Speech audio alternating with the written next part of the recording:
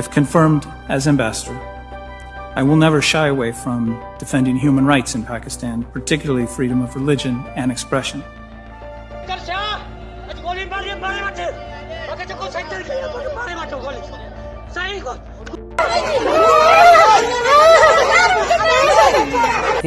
घर भर खाते पीते वहाँ सुकून था, खुश थे।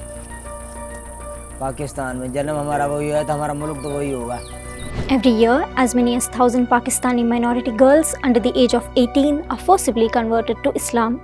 Reports say they are quickly married off to the Muslim men and forced to cut off their ties with their families. The majority of the non-Muslims in Pakistan live in the Sindh province.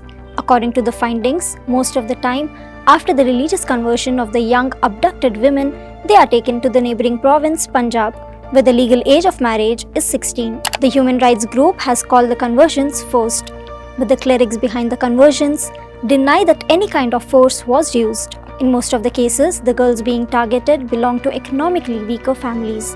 They do not have the resources or means to fight back. One such case grabbed nationwide attention when a desperate Hindu father threatened to kill himself in front of the police station. Harilal, a father of 2 teenage girls, waged a high-profile legal battle in 2019.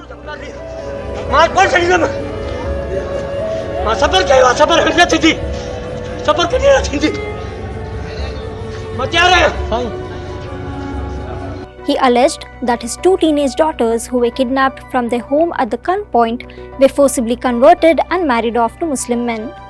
The video of Harilal's helpless cries went viral, and the government was left with no choice but to investigate.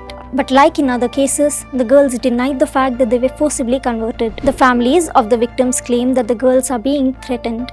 The minorities living in Pakistan saw a ray of hope in 2016 when Pakistan's Sindh Province Assembly unanimously adopted a private bill to establish a commission to protect the rights of religious minorities.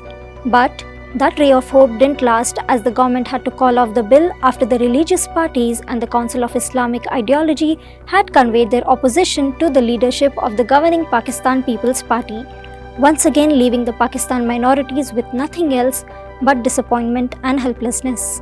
The most dangerous thing in Pakistan is its religious intolerance, which has destroyed many families over the years. But in some of the cases, the Pakistani minorities say they have a good reason to leave their religion and adopt Islam. Some convert to escape discrimination, some to escape poverty, and some in exchange for a job or to waive off debts that they inherited from their parents. The landlords here often offer to forgive the debts if the individuals convert. Forceful conversion is not the only challenge that the minorities face. The life of minorities here is nightmarish, with increasing attacks, abductions, killings, vandalism of religious places, and much more. Pakistani Christians, who are the descendants of the lower caste Hindus, are still disadvantaged, confined to filthy jobs and limited opportunities. An increase in the Christian sanitary cleaners in the country highlights the existence of religious discrimination.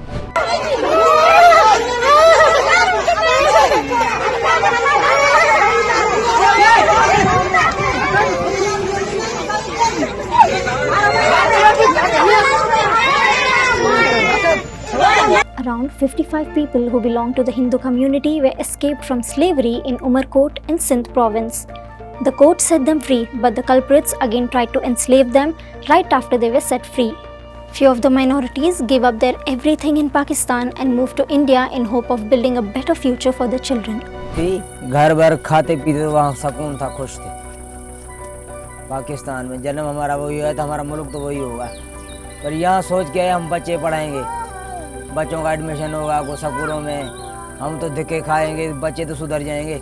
हम तो यही सोच के India में जाके खुश होंगे, अपना हिंदू धर्म बचाएंगे। यहाँ हमारे को मजाक उड़ा जाते हैं, बोली बहुत दिलवा देंगे, योग करेंगे, ये करेंगे। फोटो वीडियो में तो कहानी बहुत चलेगी, बाकी करता तो कोई नहीं। The minorities who moved to India with the hope to make India their home are no less devastated than the minorities who are still wishing to come to India. Until Pakistan finds a way to legally regulate the religious conversions and the other challenges here, the suspicions over forced conversions and discrimination will continue, and the minorities here will remain vulnerable, especially the young women.